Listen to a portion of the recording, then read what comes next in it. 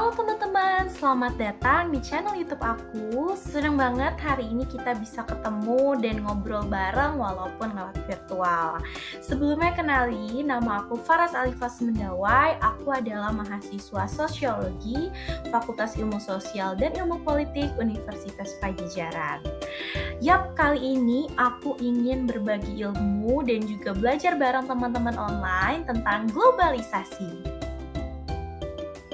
Mungkin teman-teman sudah tidak asing lagi nih untuk mendengar kata globalisasi, di mana globalisasi ini sangat melekat dalam keseharian kita sebagai individu.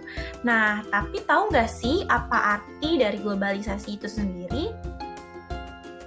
Globalisasi menurut Ritzer adalah serangkaian proses yang melibatkan peningkatan likuiditas dan arus multiarah, di mana globalisasi ini adalah proses saling interaksi antar negara-negara di dunia yang melibatkan individu, kelompok, korporasi, bahkan pemerintah di seluruh dunia.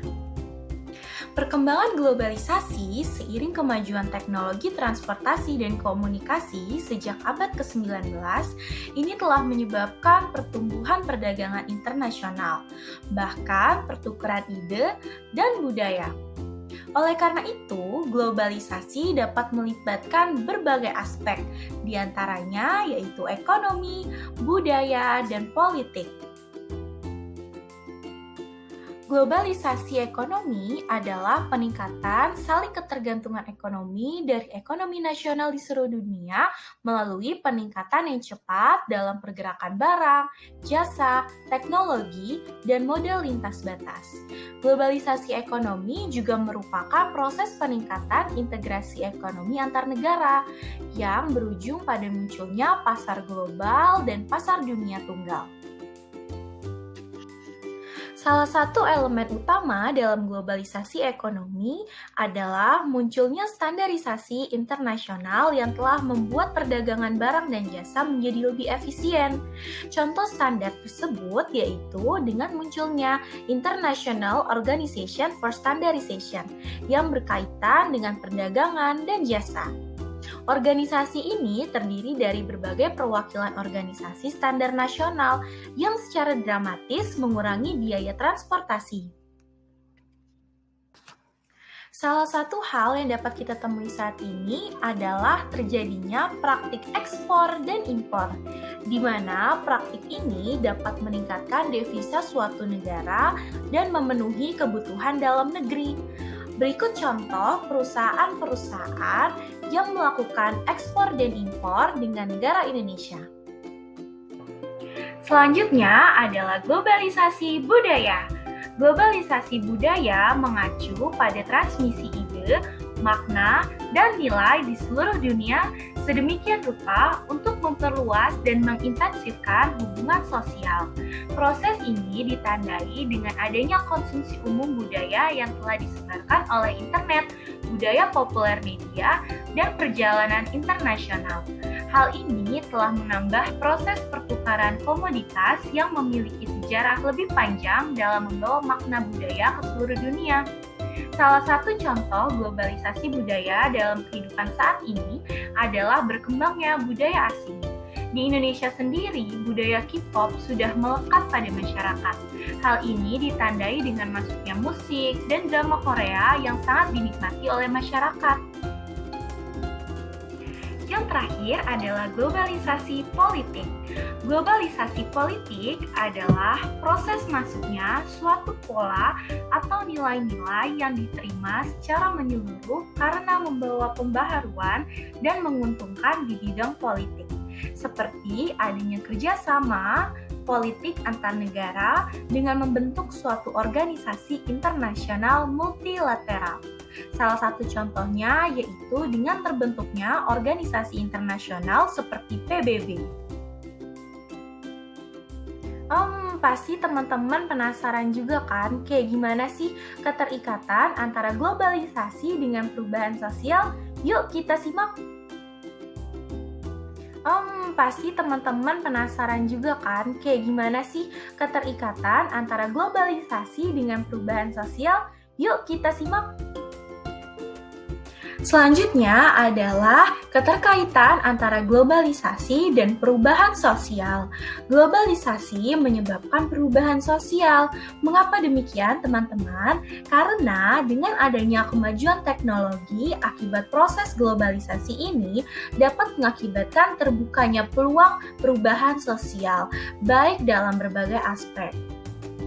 Keterkaitan globalisasi dan perubahan sosial ini dapat dilihat dari dua aspek, yaitu mobilitas dan perpindahan informasi. Di mana dalam mobilitas, perubahan teknologi transportasi yang mempengaruhi waktu dan biaya perjalanan. Yang dengan begitu, saat ini kita sangat mudah teman-teman untuk melakukan akses melalui darat, laut, bahkan penerbangan. Sehingga dengan begitu kita memberi peluang pengembangan pariwisata massal di dunia. Yang kedua adalah perpindahan informasi, di mana internet sangat berperan penting dalam menghubungkan orang-orang untuk melintasi batas-batas geografis. Maksudnya adalah saat ini ruang-ruang sudah tidak ada sekatnya lagi. Kita dapat menghubungkan atau dapat terkoneksi dengan orang yang berbeda negara, bahkan berbeda daerah dengan kita. Dengan menggunakan media sosial seperti Instagram, Facebook, WhatsApp, Line, dan lain-lain. Selanjutnya adalah dampak globalisasi. Globalisasi dapat dilihat dari dua pandangan, yaitu secara positif dan juga negatif. Di mana dampak globalisasi secara positif ini dapat memanfaatkan kemajuan pembangunan yang mampu dipercepat secara eksponensial dan dapat berpotensi untuk meningkatkan kekayaan. Namun tidak begitu saja, ternyata globalisasi ini memiliki dampak negatifnya teman-teman, yaitu globalisasi ini beroperasi sebagian besar untuk kepentingan negara-negara kaya saja, yang terus dapat mendominasi perdagangan dunia dengan mengorbankan negara-negara berkembang, di mana peran negara berkembang di pasar dunia sebagian besar adalah menyediakan tenaga kerja dan bahan mentah yang murah kepada negara kaya. Dengan begitu, globalisasi dapat merusak tatanan sosial lokal, lingkungan alam, bahasa, dan budaya lokal, serta nilai-nilai leluhur.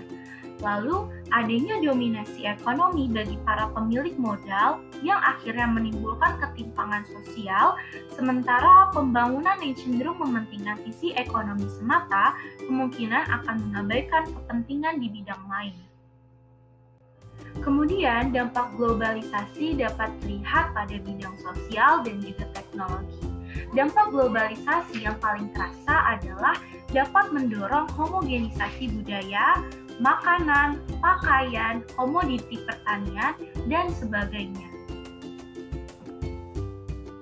Kemudian, pengaruh globalisasi pada masyarakat di era teknologi juga terlihat dengan meningkatnya standar hidup masyarakat dalam bidang pendidikan, ekonomi, lingkungan, teknologi, politik, dan budaya.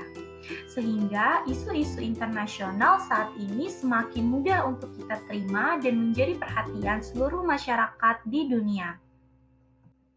Terkait dengan globalisasi, Ritzer mengatakan bahwa pada era globalisasi tidak hanya berbicara mengenai konsumsi saja, namun lebih dari sekedar itu. Ritzer melihat bahwa fenomena globalisasi ini merupakan fenomena yang tidak hanya membawa perubahan dalam bidang ekonomi saja dalam wujud kapitalisme global, tetapi juga dalam sosial dan budaya, di mana salah satu aspek globalisasi yaitu adalah McDonaldisasi yang menjelma bukan hanya sekedar sebagai lifestyle, tetapi juga sebagai ideologi.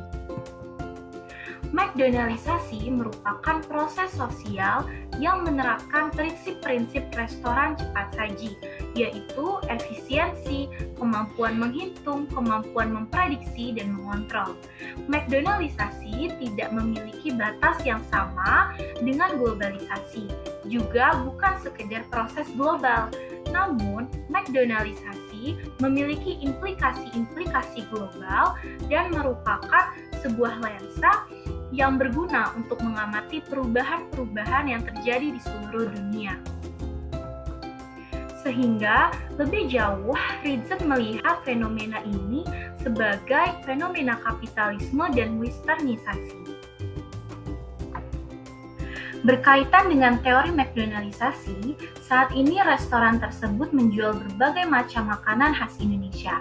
Mereka tahu apa saja kegemaran masyarakat Indonesia. Hal ini menjadi peluang bagi perusahaan asing untuk masuk ke dalam negara kita, atau yang sering disebut dengan menjajah tanpa senjata. Perusahaan tersebut membuat makanan khas Indonesia menjadi lebih modern. Hal ini merupakan proses modernisasi yang tidak bisa dilepas dari proses globalisasi.